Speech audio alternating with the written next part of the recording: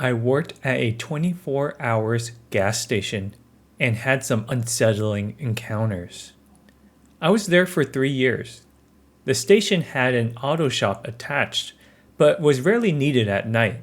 So I just typically dealt with people coming for gas. Occasionally, I'd be asked to work on a car overnight from the day shift. One time, I found several bags of heroin leaking out from the driver's seat. I was nervous. The owners would know I saw it, so I stuffed the bag back in. The station was out on a country road, so the types of customers I generally served were truckers or farmers or the random couple driving home from a date. However, there were anomalies. The car accidents, the drunk driver that killed a small family in an intersection out front. There was a vicious, blazing inferno coming out of that minivan. The dad made out, but he was on fire and died in the middle of the road. One time, I served gas to someone who was being chased by the police. Of course, I didn't know that at the time. I just thought the driver was in a hurry. I was robbed at gunpoint twice. It was the same two ski mask guys too. They just took turns speaking between the two incidents. Then there was this one time an old guy drove up out of his car and died of a heart attack 2 steps later. Now, those incidents were normal, or at least understandable, explainable. But then, there was this one night, something unexplainable happened. It was shortly after 3 a.m. Headlights drove in carrying a 1966 Pontiac Bonneville 2-door coupe. A thin rail of smoke was coming from under the hood. Inside, the windows were all fogged up, so I couldn't really see the interior of the car or the occupants. The car drove past the gas station and right into the auto shop. The lights weren't even on inside the shop, but the headlights lit it up. I went to greet the driver and flipped on the overhead lights of the shop, but they came on weak and dim. The driver's side door opened. As I approached, and I immediately hit with a stench of old, damp cloth and dust. A middle-aged man got out uneasily, like his knees were made of twigs. He wore one black Quaker hat with dark hair spiking from under it, and a graying goatee. The man's face was covered in lines and wrinkles, and his eyes sunk into the back of his head. He looked like he hasn't slept in days. He said, "Check the oil, check the engine." He choked out and walked past me, fumbling out an old box of matches. The passenger door opened and then closed, and a middle-aged woman stood there. She had thick, dark hair that looked like it was greased with some gel and a mat on her head, an uneven set of bangs cut across her forehead. The woman carried the same sunken eyes as the man, but her face was covered in days-old makeup, rosy cheeks, blue eyeliner, red lipstick. Even through the smearing, you could tell it was applied with heavy exaggeration. Then the woman smiled at me. I wish she'd had it. Her teeth were dirty orange and speckled with black dots. Her gums were dark gray. I noticed she only had front 6 teeth in the upper and lower jaw. She didn't appear to have any molars, which I shouldn't know, but she couldn't stop smiling to reveal that to me. The moment the woman saw me, her lips had stretched into a wide-mouthed grin that curled down like a catfish. It was a strange and frightening smile, like it was pulled and stretched over a screaming face. The woman began to speak to me, but she spoke so softly I couldn't hear it. I kept leaning forward, trying to get a better ear, but the closer I got, the further her voice sounded. Then I realized we were inches from each other's face. Her breath was rancid as she spoke, and I finally heard what she was saying. "Don't get into the car." The woman pulled back, and I saw the scream behind the smile in her eyes. She was terrified. "Joan?" The driver was already outside of the auto shop, lighting up a dirty-looking home-rolled cigarette. The woman, Joan, followed him. She looked back, continued to smile, but her eyes told a story of desperation and horror. They gave me chills, and I was so happy the two were just going to wait outside. I watched a strange couple walk down to the edge of the gas station, where it made up the corner of quiet country intersection. I turned to the car, not really sure what to do. After I couldn't get under hood, I figured there was a release latch somewhere underneath the steering wheel. I went to the driver's side door and saw the window was down. I leaned through the window and searched and fumbled until I found the latch. I flicked it open and saw the hood pop up. As I was pulling myself out, a thought struck me. The window was up when the man drove in. It was like he walked off. How did it get down? Then my eyes caught the rearview mirror and what was in the back seat. There was a little boy staring at me. He sat calmly in the middle seat with his seatbelt still on. He had a strange, swirling facial scar that reminded me of a boy when I was in grade school, and his name was Johnny Watkins.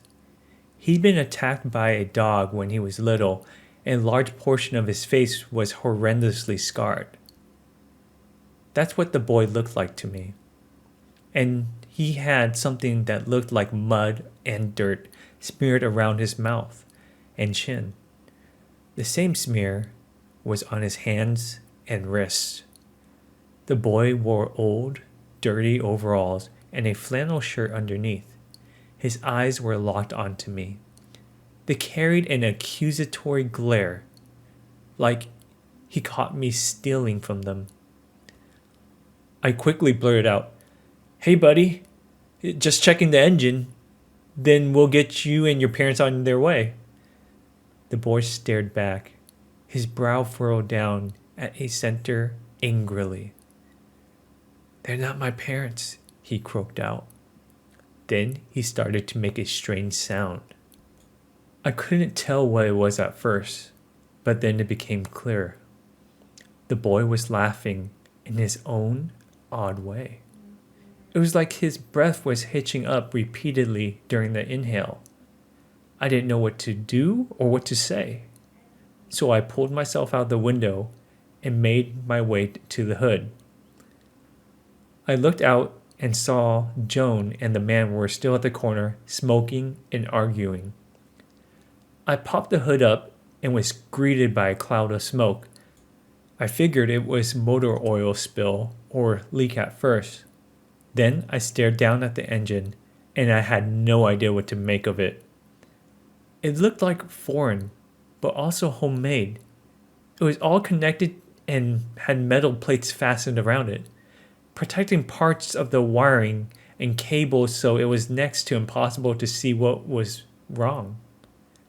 I honestly didn't know what the hell I was looking at, but I managed to find what looked like a small handle for a dipstick, and I twisted and pulled it out.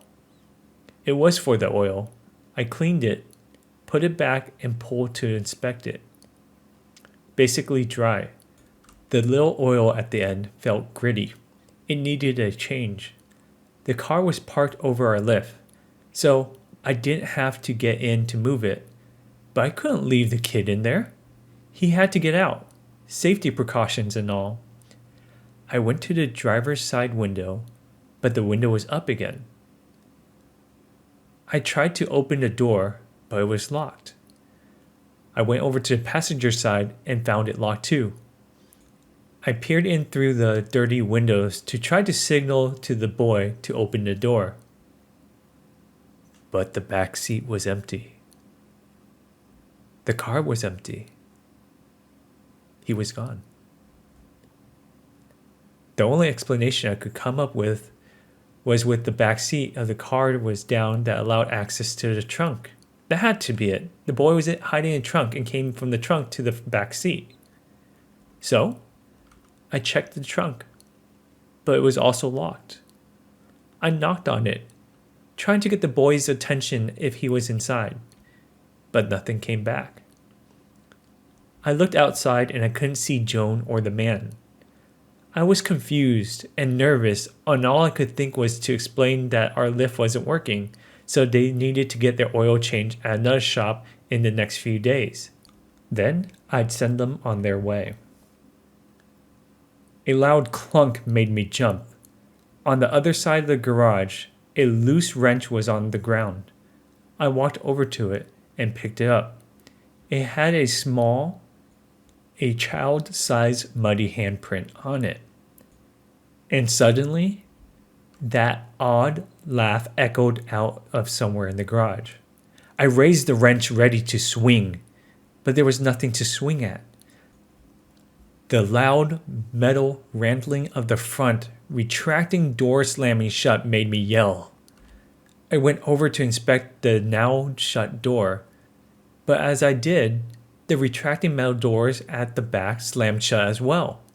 At this point, I figured the kid was messing with me, so I called out to him, telling him that playtime was over and to come on out. Then, the power went out. The garage was completely black. Not a single window could be seen. I tried to open the front metal gate, but it wouldn't budge, like it was welded shut. More metal tools clang against the ground.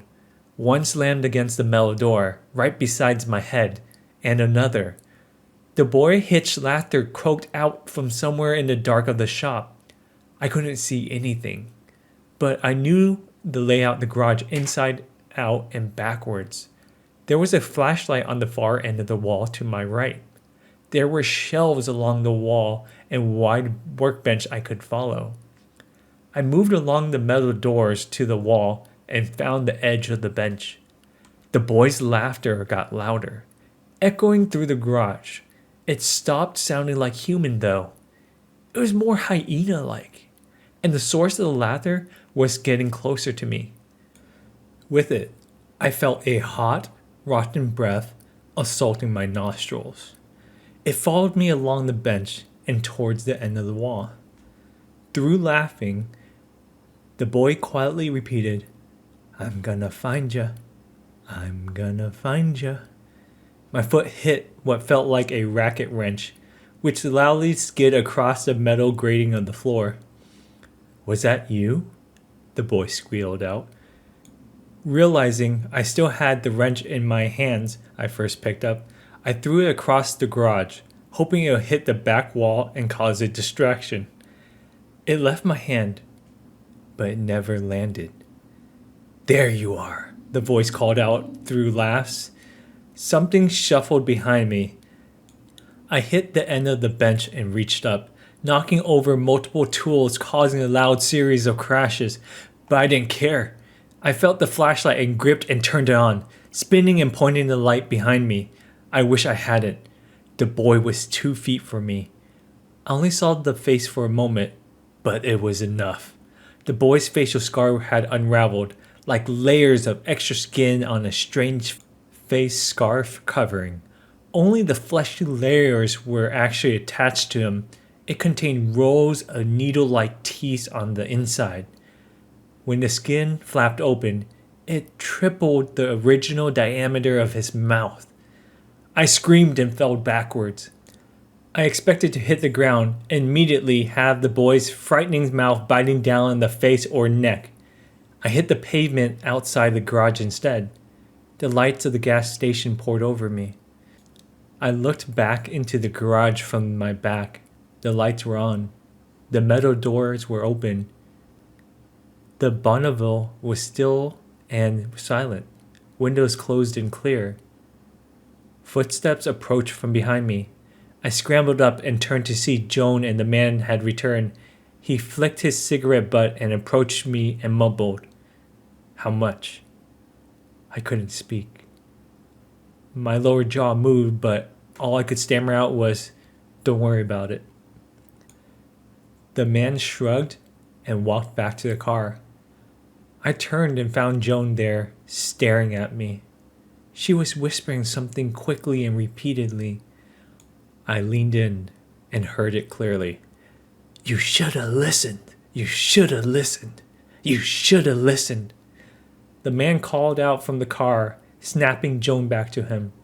Still smiling, Joan shook her head at me, tears rolling down her cheeks in dark smears. She walked back to the car and got in. The Bonneville started up and drove past me. The windows were no longer blurred by fog, so I could see inside clearly. I saw the man stare straight ahead. Joan, sitting in the passenger seat beside him, smiled out at me with worried eyes. Then I saw the back seat. It was empty. The boy was gone. I was so afraid. I locked the garage and the gas station, checked my car, then got in and drove for an hour before stopping. I called my boss and told him I was violently ill and had to lock up early. He was annoyed with me, but I did not care. I could not go back there. And I didn't. I gave my 2 weeks and called in sick for each shift. I never went back to the garage and tried to avoid gas stations at night from now on. But it was not just that. Now whenever I hear someone laugh, all I can hear is a boy's laugh. The same upward hitch. No matter the person, every giggle or crackle all came out the same. And sometimes it turns into the higher pitch hyena crackle. It has been happening more and more.